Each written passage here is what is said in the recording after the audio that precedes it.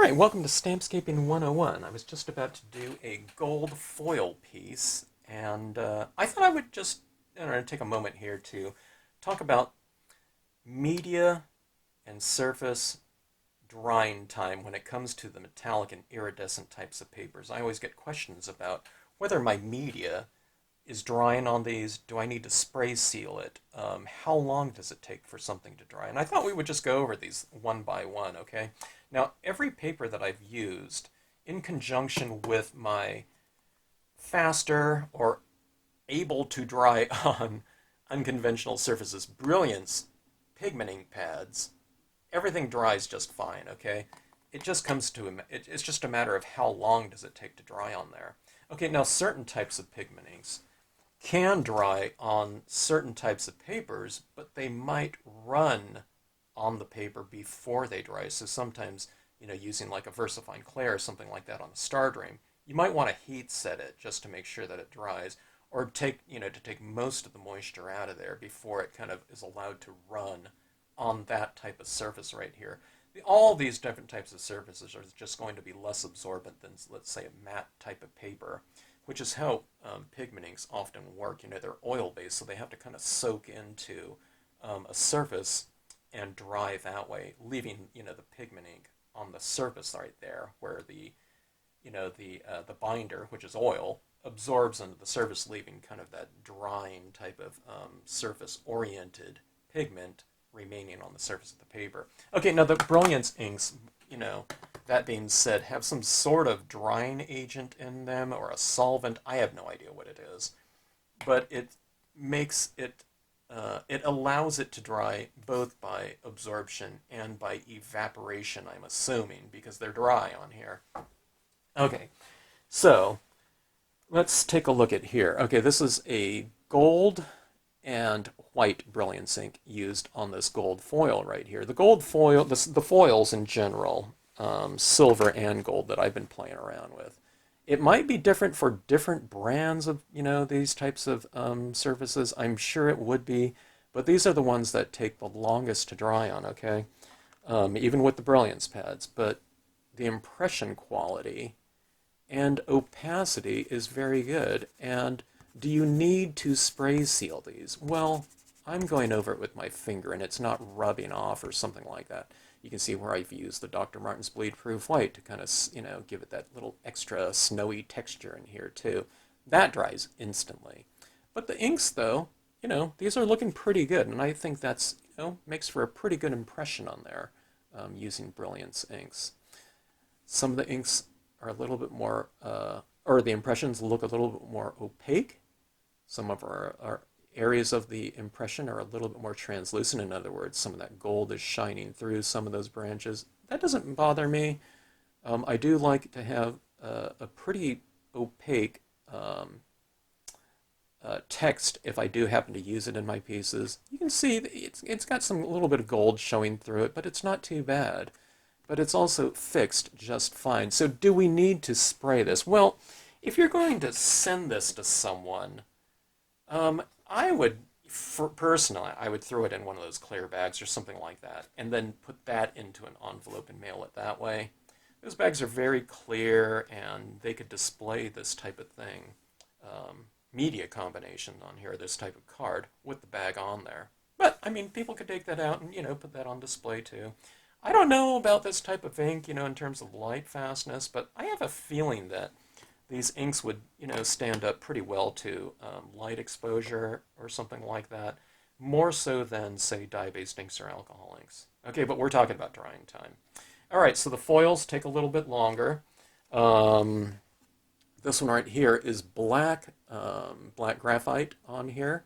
That's the name of the pigment ink here, the black, graphite black. All right, and then what I did, or that's what the white, graphite black and moonlight white in here. And that's the moonlight white down here in this kind of misty, kind of cloudy area down here as well. But then I used a lot of the Artistro paint pens on here. And that dries really fast. Those acrylic paint pens dry very quickly. I put some little, green up on the leaves, white, pink in the white impressions, And I added a lot of those old dots down here too. So things like acrylic paint pens dry on this just, I wouldn't say instantly, but they probably dry within minutes. Okay, the holographic papers. The holographic papers dry, I would say for me, about overnight. This is a reverse impression stamped, I stamped that clean stamped butterfly into my thickly applied black ink over this holographic paper. The holographic paper, if you don't know, looks like this, okay? And I just slathered this one right here with a bunch of that black. It's not drying so fast, though, right? So I'm able to take a stamp and stamp right into it and lift off that ink to give myself a reverse impression. These inks dry flat, okay? And it's very apparent in something like the black. You can see this black is a very matte black right here. But I'm going into this, and I'm not removing ink off of this right here, okay? So it's pretty well set. And I don't know if I would rub on there with my finger like I just did, like in day 2, one day after I just did it. But this has been, I don't know, probably about a week or something like that. But I would imagine this was pretty well set up in about 2 days, okay? And then I used the white paint pen on this one. And again, that dries very quickly. Would I spray seal this? It depends. If you like that kind of matte finish to contrast against that glossy holographic look, then you would leave it like that. Or maybe you spray it with a matte spray, like a workable fixative or something like that. It might change the character of the kind of glossy or reflective mirror surface, though, so you just, I don't know, spray it very lightly just to check. If you ever do spray any of these types of inks, Brilliance inks, any type of pigment ink, remember those are oil-based inks, and if you're hitting it with a solvent, it could potentially put your ink back into solution, so you want to be careful about that. Spray it from distance, give it a very light coating where it lands on there, and it almost dries instantly. Give it, I don't know, 5 or 10 seconds to dry. Hit it again from distance again, just so it kind of gives a very light coating of it.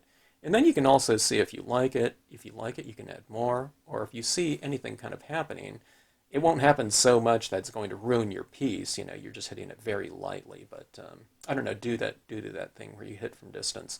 If you spray too closely and you have this acrylic spray sitting on there, allowing it to put potentially your inks back into solution a little bit before they dry, maybe even 20, 30 seconds or something like that.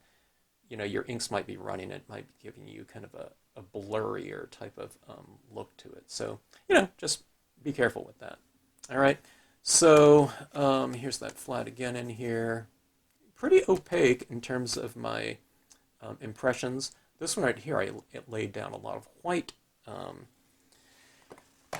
moonlight white in the background, okay? And I forgot to heat set it before I stamped my Palm Cove on here. So the Palm Cove, where it overlapped, the graphite black overlapped with the white, gave me kind of a gray impression. I don't know if the pigment inks mixed or it just didn't apply wet into wet as much, okay? But I thought it looked pretty good for the scene because it made it look like those trees were a little bit more distant in there. But again, I don't know, nice and dry, no problem, overnight with these types of inks. Okay, this is this particular brand of holographic too, okay? I believe this is chrome coat, and I believe anyone that's packaging this type of thing out there, I believe it's the same type of paper that I'm using. It just might be under a different brand name, okay?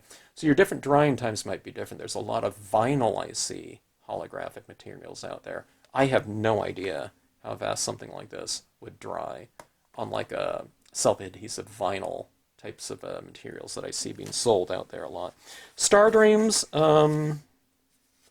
these dry, I would say overnight, something like that, and it dries just fine on here. This one's a Beargrass Patellix. It's not actually Stardream, but it has that kind of iridescent look. This is silver Stardream on there. Starlight Silver on here, Starlight Silver on silver Stardream, okay? No problem with the drying time. On these ones right here, I wouldn't spray these at all. I think they look just fine as is. I wouldn't even hit it with a mat or something like that, I don't think there's any need to. I think they're well affixed to this and no problem. Okay, so anyways, yeah. With these types of surfaces now, if you're just going to stamp on them and you don't need to do any type of additional tonal blending or something like that, adding shadows like that, you can use something like a StazOn pad. And StazOn comes in different colors. I think everyone always has like black. It doesn't have too many of the other colors. I don't have any of the StazOn except for, I don't know where to go. StazOn pigment ink right here, which I didn't even know they made. Okay, I just saw it online. I thought, hey, I got to try that out.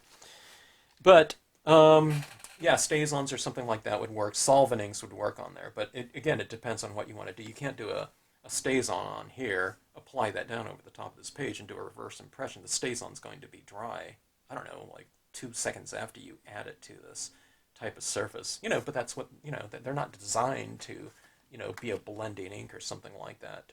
Okay, so what's not going to work on here?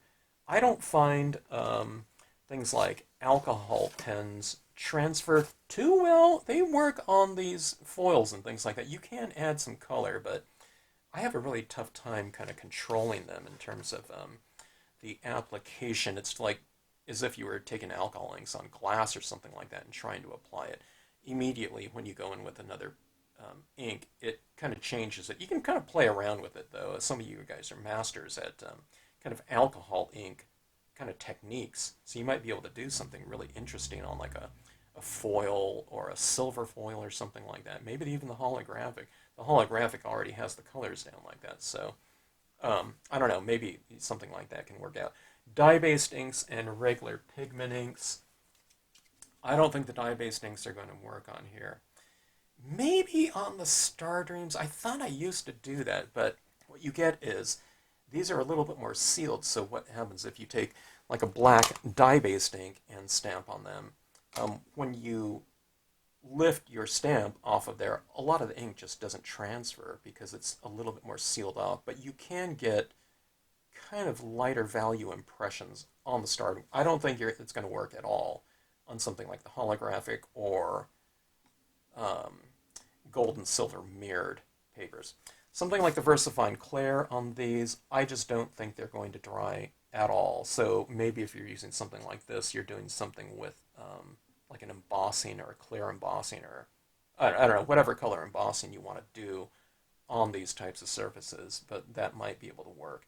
The VersaFine Clair on the Stardreams or the iridescent papers, I think you better heat set it if you're going to do that, because I did stamp it on a Stardream lapis lazuli, and just over the course of a couple days, while that was drying, okay, it kind of definitely crept out, leaving me kind of a little bit more of a blurry impression.